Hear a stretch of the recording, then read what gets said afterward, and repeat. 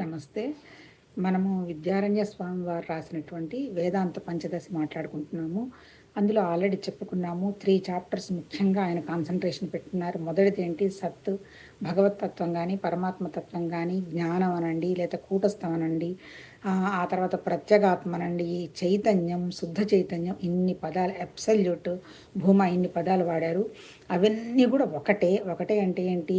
నామరూపాలు వాటికి లేవు, సర్వత్రా వ్యాపించి ఉన్నది. ఆ సర్వత్రా ముఖ్యంగా ఎక్కడెక్కడ వ్యాపించింది?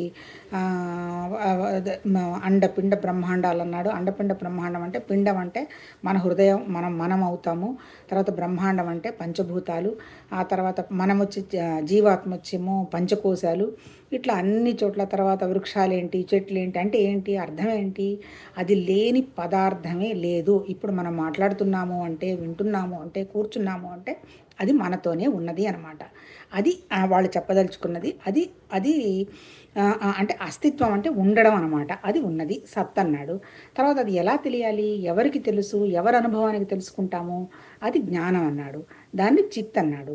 అందుకని ఇప్పుడు ఫస్ట్ అంతా 5 మాట్లాడుకున్నాం కదా. అసలు భగవతత్వం అంటే ఏంటి, పంచభూతాలు ఏంటి, పంచకోశాలు ఏంటి, ఆ తర్వాత అసలు సృష్టి ఎవరు చేసుకున్నారు? జీవుడే చేసుకున్నాడా? భగవంతుడు కూర్చొని సృష్టి చేశాడా? కాదు, జీవత్వం, మన బుద్ధే అన్నీ జరిగింది, మన జ్ఞానమే అన్నిటికీ కారణం అని చెప్పుకున్నాము. ఆ తర్వాత పంచ మహావాక్యాల్లో కూడా ఏం చెప్పారు? అహం బ్రహ్మాస్మి, తత్వమసి, ప్రజ్ఞానం బ్రహ్మ, అయమాత్మ బ్రహ్మ, అంటే ఉన్నది ఒకటే తప్ప ఇంకొకటి లేదు అని వాక్యాల్లో చెప్పారు. అది ఫస్ట్ చాప్టర్ అయిపోయింది. ఇప్పుడు రెండోది ఏం చెప్తున్నారు? అది ఇప్పుడు వచ్చి చెప్తున్నది ఏంటంటే చిత్రదీప ప్రకరణం అని అన్నాడు. చిత్రదీప ప్రకరణంలో కూడా 5 టాపిక్స్ ఉన్నాయి. ఏమేమి ఉన్నాయి? చిత్రదీప ప్రకటనలో తృప్తి దీపం ఒకటి ఉంది, నాటక దీపం ఉంది, జ్ఞాన దీపం ఉంది, ధ్యాన దీపం ఉంది. మొత్తం 5 టాపిక్స్ ఉన్నాయి. ఈ 5ట్లో కూడా ఇప్పుడు చెప్తున్న ఈ చిత్రదీపంలో మొట్టమొదట సప్తకి చెప్పినటువంటి మ్యాటర్ ఎంతైతే చెప్పాడో, అంటే 5 టాపిక్స్ గురించి దాదాపు ఒక 200 పేజీలు ఉన్నట్టుంది. అలాగే ఈ యొక్క చిత్రదీపానికి సంబంధించి ఇంకొక 200 పేజీలు ఉన్నాయి. అంటే అంటే అర్థం ఏంటి? శ్లోకాలు కూడా దాంట్లో ఎన్ని ఉన్నాయో ఇందులో అన్ని శ్లోకాలు ఉన్నాయన్నమాట. ఈ టాపిక్ వచ్చి ఇది ఎంత వండర్ఫుల్ టాపిక్ అంటే, అంటే భగవంతుడి దయలో ఎలాంటి స్థితి అంటే, అంతకుముందు కళ్ళనీళ్ళు వచ్చేవి. అబ్బా ఏంటి ఇంత అద్భుతం, ఇంత మేధాశక్తి అని. ఇప్పుడు ఆ స్థితి కూడా దాటిపోయింది. కాకపోతే అది ఎంతవరకు అర్థమైంది అనేది చెప్పడం అంటే అది అది అంత సాధ్యమైన విషయం కాదు. కాకపోతే ఏంటంటే మన అవగాహనలో ఏదో మనం 2 మాటలు మాట్లాడుకుందాం. తర్వాత ఇప్పుడు ఇందులో చెప్పింది ఏంటి? ఈ చిత్రదీప ప్రకరణంలో ఉన్నది ఒకటే చైతన్యం, శుద్ధ చైతన్యం ఒకటే, అంతే కదా. దానికి ఏం ఉదాహరణ చెప్పాడు? ఒక చిత్రపటం చెప్పాడు, ఒక అద్దం చెప్పాడు, ఒక బంగారం చెప్పాడు, ఒక జలం చెప్పాడు. అంటే ఏంటి? ఉన్న స్థితి అయితే ఒకటే. దాన్ని, ఆ జ్ఞానాన్ని ఏమంటాము అంటే స్థితి అంటాం. ఎందుకంటే అలాగా, ఫలానా, ఇలా అని రిఫరెన్స్ లేదు కాబట్టి. అది ఎలా ఉందని ఎవరన్నా అడిగితే మనం చెప్పే పొజిషన్లో ఎవరూ లేరు. అంటే ఉన్నది అంటే భగవతత్వం అయితే మొత్తం సర్వత్రా వ్యాపించున్నది. మరి నిన్నేం చెప్పాడు? మరి చిత్రపటంలో ఏం చెప్పాడు? 4 ఉదాహరణలు చెప్పాడు. ఒక చిత్రపటం ఉన్నది, అదేమో ఒక పెయింట్ అది పూసాము, దాని తర్వాత ఏమో ఒక నల్లగా ఒక రంగు వేసాము, ఆ తర్వాత కుంచె తీసుకొని అన్ని రంగులు వేసాము, అది వ్యక్తమైంది అన్నట్టు చెప్పాడు. అంటే ఏంటి ఇక్కడ చెప్పదలుచుకున్నది? పరమాత్మ తత్వం ఒకటే, కానీ అది వ్యక్తమైంది. ఎట్లా వ్యక్తమైంది? దానికి ఆయన 4 పేర్లు చెప్పాడు. ఏం చెప్పాడు? మొట్టమొదటి వచ్చి అంతర్యామి. అంతర్యామి అంటే ఏంటి? అంటే భగవతత్వం అనే స్థితి ఉన్నది కదా, ఆ అంతర్యామి అనేటువంటిది జ్ఞానంతో అల్టిమేట్ ఏం లేదు. ఎక్కడ చెప్పినా నాకు అర్థమైంది ఏంటంటే, బుద్ధి, ఆలోచన, జ్ఞానం మనం ఏర్పాటు చేసుకున్నది. అల్టిమేట్గా ఇవన్నిటి వెనక అది ఉన్నది, కానీ దాన్ని మనం మర్చిపోయినాము అనే బేసిక్. ఇప్పుడు మనం చేయాల్సింది ఏంటి? దాన్ని గుర్తు చేసుకుంటూ, ఏంటి, ఆ పరమాత్మ తత్వాన్ని గుర్తు చేసుకుంటూ, చివరికి అవి ఇవి ఏమి లేవు, అంత బ్రాహ్మణ్ భగవతత్వం ఉన్నది, అది మనం కూడా అందులోనే ఉన్నాము అనే విషయాన్ని అవగాహన చేసుకోవటం అనే పాయింటే అల్టిమేట్. ఇన్నిసార్లు చెప్పినా అంటే సత్తులో చెప్పినా అదే, చిత్తులో చెప్పినా అదే. కాకపోతే ఇక్కడ ఏం చెప్పాడు? ఈ అంతర్యామి ఏం చేశాడు? అంతర్యామి అనేది శుద్ధ చైతన్యంలో నుంచి వచ్చినటువంటి ఒక రిఫ్లెక్ట్ అయినటువంటి ఒక శక్తి మాయను పట్టుకొని, మాయ అంటే ఏంటి అంటే సృష్టి వ్యక్తం అయ్యేట్టు ఆలోచన చేశాడు అంటాడు. దాని తర్వాత ఇంకేం చెప్పాడు? రెండో పదం వచ్చి హిరణ్య గర్భ అన్నాడు. హిరణ్య గర్భ అంటే ఏంటి? మళ్ళీ బుద్ధి. ఈ బుద్ధిలోకి ఏమేమి వచ్చాయి? ప్రాణం వచ్చింది, మనసు వచ్చింది అన్నాడు. తర్వాత అంటే ఇవి కూడా నిరాకారమే. అంటే హిరణ్యగర్భ నిరాకారమే, అంతర్యామి నిరాకారమే. మరి సృష్టి ఎట్లా వ్యక్తమైంది? దానికి బ్రహ్మాండం అన్నాడు, దానికి పంచభూతాలు అన్నాడు. ఈ పంచభూతాలు 5 పంచీకరణం జరిగి దాన్ని ఏమంటాడు? విరాట్ పురుషుడు, విరాట్ అనేటువంటి పేరు పెట్టి సృష్టి వ్యక్తమైంది అని చెప్తాడు. మళ్ళీ ఇంకా చివరికి ఇంకో సెంటెన్స్ ఏమంటాడు? సృష్టి లేదు, పాడు లేదు, వ్యక్తం అవడం లేదు, ఏం లేదు, ఇదంతా ఏం లేదు. కాకపోతే నేను జ్ఞానం దృష్టికి తీసుకెళ్లాలంటే అజ్ఞానం సంబంధించింది కొంత చెప్పాలి కదా. అంటే నిజానికి నువ్వు వెళ్ళాలి అంటే ఏమి లేని విషయం చెప్పాలి కదా, కాబట్టి ఇలా చెప్పటం జరిగింది అన్నట్టు చెప్తాడు. చివరికి ఏం చెప్తాడు? ఇప్పుడు 4 ఆకాశాలు ఉన్నాయి అన్నాడు. ఏం ఆకాశాలు? ఇప్పుడు ఆకాశమే కదలదు కదా. అంటే భగవతత్వం అసలు కదలదు, కానీ ఆకాశం వచ్చేసేసి కొంతవరకు మనకు కంటితో చూస్తే కనపడుతున్నట్టు కనిపిస్తుంది కదా. ఈ ఆకాశాలు 4 ఉన్నాయి అన్నాడు. ఏమేంటి ఆకాశాలు 4? మహాకాశము, తర్వాత మహాకాశము, మేఘాకాశము, జలాకాశము, ఘటాకాశము అన్నాడు. ఇక్కడ అర్థం ఏంటి చెప్పింది? ఘటం అంటే ఏంటి? కుండ. ఏంటి? ఇప్పుడు మన శరీరం ఒక కుండ అనుకుందాం. ఈ కుండలోకి ఏమొచ్చి చేరింది? జలం వచ్చి చేరింది. అంటే 3 వంతులు కుండలో ఉన్నది జలమే. ఈ జలం తర్వాత ఇంకొకటి ఏమొచ్చి చేరింది? మనసు వచ్చి చేరింది. అంటే అర్థం ఏంటి? మన శరీరం అనేటువంటి కుండలో మనకి 3 ఉన్నాయి. ఏమున్నాయి? మన శరీరం ఒక ఘటం ఉంది, ఆ ఘటంలో నీళ్లు ఉన్నాయి, దానికి వచ్చి మనసు ఉంది. అంటే ఏంది? ఎంతసేపు చెప్పినా మనం మాట్లాడుకున్నాం. అంటే ఈ ఘటం అనేటువంటి దాంట్లో ఉన్నవి 2. ఒకటేంటి? ప్రాణము, 2 మనసు. ఈ ప్రాణము మనసు ఎప్పుడు కదులుతూనే ఉంటాయి అంటే కదా. అంటే ప్రాణము మనసు కదులుతున్నాయి అంటే అర్థం ఏంటి? జీవలక్షణం కదలిక. ఏంటి కదిలేది? మనసు కదులుతూ ఉంటుంది, ప్రాణం బతుకుతూ ఉంటుంది, అంతే కదా. ఇప్పుడు మన శరీరం వదిలేయాల్సి వస్తే ఏమంటాము?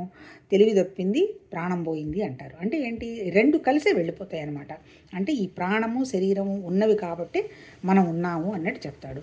దీనికి ఇంకొకటి ఏంటి? ఏ విషయం ఎవరు చెప్పినా ఎవరి అనుభవానికి వస్తేనే అది విషయం అర్థమవుతుంది అంటాడు, అంతే కదా. ఇప్పుడు ఈ అనుభవం లేదంటూ ఇదంతా ఆయన ఏదో పుస్తకం రాశాడు, మనం ఏదో అర్థం చేసుకున్నాము, మనమంతా అర్థం చేసుకోవడం జరిగింది, ఇది ఉందా అది లేదా అనేది ఒక తర్కమా? ఈమె చెప్పిందంత కరెక్టేనా, మాటలు బాగానే చెప్తారులే, ఆచరణ ఎంత వంటుకుంటుంది, విషయం అంతా తెలుసా పెట్ట, ఇట్లా అనుకుంటూ ఉంటారు. అది సహజమే. ఎందుకు? అనుభవం లేదు కదా. అనుభవం ఉన్నప్పుడు మాత్రమే మనం ఏ విషయాన్నైనా నమ్ముతాము అంటాడు. ఏంటి అనుభవం? దానికి ఆయన 2 క్వశ్చన్స్ వేస్తాడు. ఏమయ్యా, నువ్వు ఉన్నావు కదా, నేనున్నాను, నువ్వు ఉన్నావు అంటే భగవతత్వం కూడా ఉన్నది అని చెప్తున్నావు కదా, అది నీకు తెలుసా?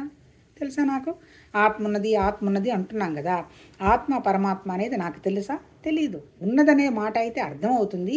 ఋషులు చెప్పారు కాబట్టి, ఋషులు అంటే ఎవరు? దర్శించిన వాళ్ళు చెప్పారు కాబట్టి అది నిజమే అయి ఉండవచ్చు అనేటువంటి నమ్మకం ఉండబట్టి కదా వినడము, దీని మీద ఒక గంట అరగంట మనసు పెట్టడము, చదువుకోవడము, చెప్పడము జరుగుతుంది అని తెలుసు. కానీ నాకు అనుభవానికి వచ్చిందా అంటే రాలేదనే చెప్పాలి. అంటే ఏంటి? నేనే కాదు, ఈ భూమి మీద ఉన్నటువంటి ఏ మానవుడి దగ్గరికి వెళ్ళినా, వాళ్ళు ఋషులు కావచ్చు, లేకపోతే స్వామీజీలు కావచ్చు, మీరు ఎవరి దగ్గరికన్నా వెళ్ళి ఏమయ్యా నీకు ఆత్మ అనుభవానికి వచ్చిందా అని అడిగితే, కాకపోతే ఏంటంటే తాత్కాలికంగా భగవతత్వం గురించి ఆలోచన చేసినప్పుడు కొంచెం ప్రశాంతంగానే ఉంటుంది అంటారు. కాబట్టి నేనే ఆత్మను అనేటువంటి అనుభవం వచ్చిందని అయితే ఎంతవరకు చెప్పగలరో కష్టం అన్నమాట.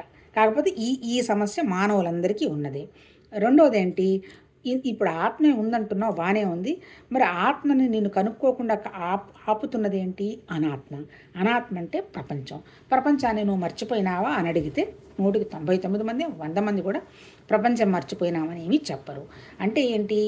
ఈ మన్ని పట్టుకుని ఆపుతున్నవి ఏంటి? భగవతత్వాన్ని కనుక్కోకుండా ఈ 2 ఆపుతున్నాయి. ఈ రెండిటికి ఏం పేర్లు పెట్టారు? మొదటి దాన్ని ఆవరణ అన్నారు. ఆవరణ అంటే ఏంటి? మనని కప్పేసి ఉంచేసింది. ఏంటి? ఏం కప్పేసి ఉంచింది? నేను ఈ ఆత్మ మీద, అంటే ఆ చైతన్యం అంతేగా సర్వత్రా వ్యాపించింది, పరమాత్మతత్వం నిరాకారం అన్నాడు కదా, మరి అది ఉండబట్టే కదా మనం ఉన్నాము. మరి దాన్ని ఎందుకు మనం కనుక్కోలేకపోతున్నాము అంటే ఈ ఆవరణ వల్ల కనుక్కోలేకపోతున్నాం. ఆవరణ అంటే ఏంటి? ఒక పొగలాగా ఒక మత్తు మన ఆవరించింది. ఎవరిని? జీవత్వాన్ని. రెండోది ఏం ఆవరించింది? విక్షేపం ఆవరించింది. విక్షేపం అంటే ఏంటి? ప్రపంచం. నాకు ఆ పేరు కావాలి, ఈ పేరు కావాలి, నది కొనుక్కోవాలి, ఇది కొనుక్కోవాలి, అక్కడికి వెళ్ళాలి, ఇక్కడికి వెళ్ళాలి అనేటువంటి ప్రపంచ భావన మన 24 గంటలు ఆవరించింది. నా పిల్లలు, నా ఆస్తులు, నా పేరు, నా గొప్పతనం, ఈ సోదంతా. అంటే ఏంటి? ఇప్పుడు మన అడ్డపడుతున్నటువంటివి ఏవి? మన ప్రాణానికి మన అడ్డుస్తున్నది ఏంటి? మన ఆవరణ విక్షేపాలన్నమాట. అంటే వేటిని అడ్డుపడుతున్నాయి? మన జీవుడు అంటే ఎవరు? జీవుడు అంటే ఏంటి? నేను జీవత్వం, నేను చైతన్యం, నేను జ్ఞానము అనుకుంటే ఆత్మ. ఆత్మ అంట, జ్ఞానం అన్నా, పరమాత్మ అన్నా ఇన్ని పదాలు ఏం లేవు. ఆత్మ అంటే ఏంటి? నేనే జ్ఞానము, నేను చైతన్యం అనుకుంటే ఆత్మ. లేదు నేను జీవత్వం, నేను వీటన్నిటికి పడేడుస్తున్నాను, నా ఇది బాగాలేదు, అది బాగాలేదు, వాళ్ళు అలా అన్నారు, వీళ్ళు అలా అన్నారు, వీళ్ళు ఇట్లా వాళ్ళు ఇట్లా అనేటువంటి లిమిటెడ్ ఏరియాలో ప్రపంచం వస్తువుల వ్యవహారంలో కనుక మనం ఉండగలిగితే మనం జీవుడు. అంటే మళ్ళీ మరి ఈ జీవుడికి ఈ ఈ ఆత్మకి మన వెనక నిలబడి చూస్తున్నది ఎవరు? కూటస్థం. కూటస్థం అన్నా, అధిష్టానం అన్నా, ప్రత్యేగాత్మ అన్నా, పరమాత్మ అన్నా అంటే ఏంటి? సాక్షిలాగా మనతో ఆ జ్ఞానం ఉన్నది. ఉండబట్టే కదా మనం ఉన్నాం, లేకపోతే ఎలా వస్తుంది? ఇప్పుడు నిద్రపోతున్నాము, నిద్రలో ప్రాణం లేదు, మనసు ఏదో తాత్కాలికంగా పనిచేస్తుంది, కానీ మనం ఉన్నాము. నిద్ర లేచిన తర్వాత మనం అడిగితే ఏం చెప్తాము? నిద్ర బాగా పట్టిందంటే బ్రహ్మాండంగా పట్టింది అంటాం, కానీ ఆ నిద్రలో మనం లేము. మరి ఆ నిద్రలో మనతో ఉన్నది ఎవరు? మన జ్ఞానం ఉన్నది, అంతే కదా. కాబట్టి తెల్లవారు నిద్ర లేచిన తర్వాత ఏమో బాగా నిద్ర పట్టిందంటే బ్రహ్మాండంగా పట్టింది అని చెప్తున్నాం. అంటే 24 గంటలు మనని పట్టుకొని ఉన్నది ఎవరు? ఆ జ్ఞానమే. కానీ మనం అది పాపం పట్టుకునే ఉన్నది. అందుకే చెప్తాడు, నువ్వు ఇష్టపడ్డా, ఒప్పుకున్నా, ఒప్పుకోకపోయినా వి ఆర్ డివైన్ అంటాడు. నేను డివైన్ కాదనన్నా డివైన్ పోదు, నేను డివైన్ అనన్నా డివైన్ మనతోనే ఉంటుంది. ఎందుకు ఉంటుంది అంటే అది మనతోనే ఉంది.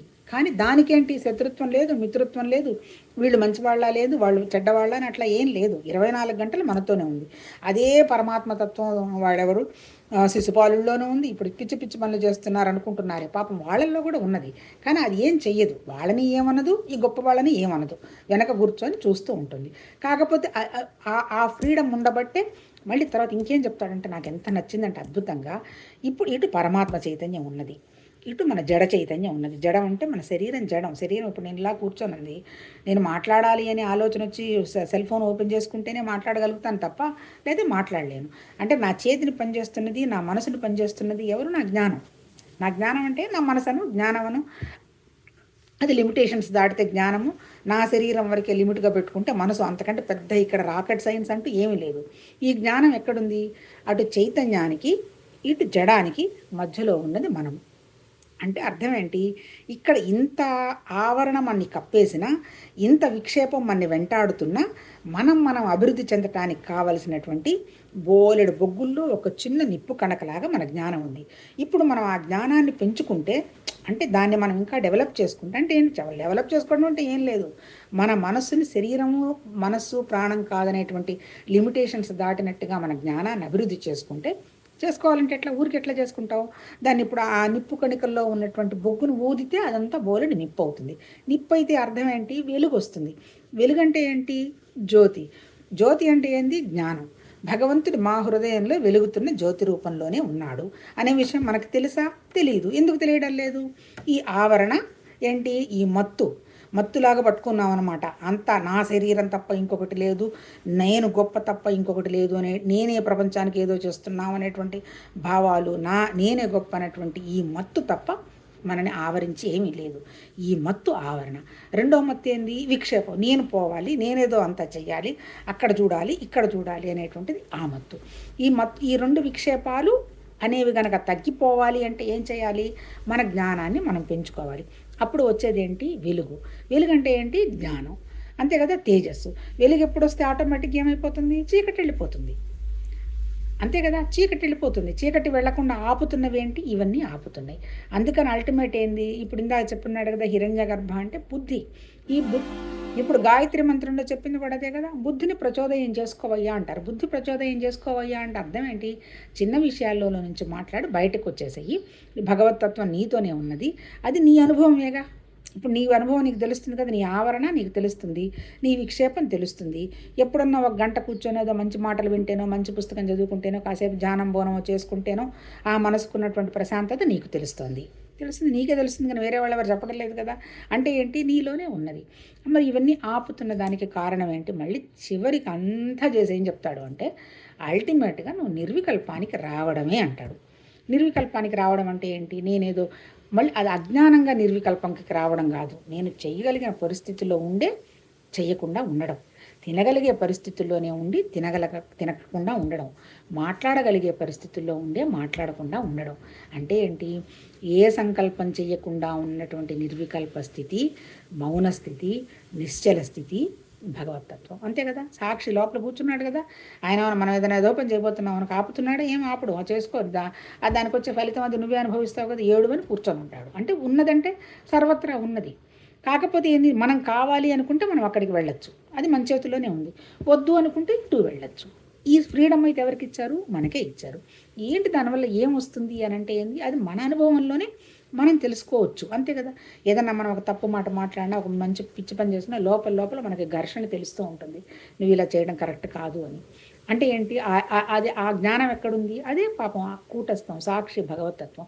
కానీ మన మనస్సు బుద్ధి అలా ఊరిపోదు కదా, అలా చేసుకుంటూ పోతుందన్నమాట. అందుకని ఇప్పుడు ఈ ఘటాకాశంలో ఉన్న, ఇప్పుడు ఈ కుండ లాంటి దాంట్లో ఉన్నటువంటి ప్రాణము, మనస్సు, ఆ తర్వాత పరమాత్మ చైతన్యం, ఇవన్నీ కూడా ఏంటి, ఉదాహరణ కోసం ఆ చిత్రపటాన్ని చెప్పాడనమాట. అల్టిమేట్ ఏంది, మనకు అర్థం అవుతున్నదైతే జ్ఞానం తప్ప ఇంకొకటి లేదు.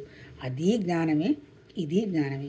కాకపోతే ఆ జ్ఞానం కదలకుండా చూస్తూ ఉంటుంది. ఈ జ్ఞానం ఏంటంటే రకరకాల మరకలు పూసుకొని దాన్ని పూసుకోవటము వదిలించుకోవటము, పూసుకోవటము వదిలించటంలో కింద పడటం మీద పడడం అనేటువంటి దాంట్లో మనం వెళుతూ ఉన్నది. కాకపోతే మనం తెలుసుకొని మనం హ్యాపీగా ఉండగలిగేటువంటి స్థితి, ఉండేటువంటి ఆవరణ అయితే పూర్తిగా మనలో లేదు. విక్షేపం అయితే పూర్తిగా మనలో లేదు. మనం ముందుకు వెళ్ళడానికి కావాల్సినటువంటి అవకాశం అంతా కూడా అందులోనే ఉంది. అది ఇది ఈ అధ్యాయం ఇలా ఇది కంటిన్యూ అవుతుంది. మళ్ళీ ఏ ఆలోచనలు తర్వాత ఇంకోటి ఏం చెప్తాడు, తర్కం అవసరమే, కానీ తర్కం ఎంతసేపటికి ఎలా ఉండాలి, పాజిటివ్ తర్కంగా ఉండాలి. ఇదంతా ఏమి చూసి వచ్చిందా, ఏమి చెప్పిందా, చెప్పారులే, ఇవన్నీ కాదు. ఇందులో మనకి ఏదన్నా పనికొచ్చేది ఏదన్నా ఉంటే అది మన జ్ఞానానికి మనకు అందుతుందేమో మనం చూసుకొని వెళ్ళడం జరగాలి. ఇప్పుడు నేను ఇవాళ 1 అవర్ విన్నాను, అది నాకు ఒక 15 నిమిషాల్లో 10 నిమిషాల్లో తెలియదు, ఆ చెప్పిన సంతృప్తి అయితే తెలియదు. కాకపోతే ఈ ఆలోచనలన్నీ ఈ దీప ప్రకరణంలో వస్తూ ఉంటాయి. చాలా పెద్ద టాపిక్ ఇది, చూద్దాం. నమస్తే.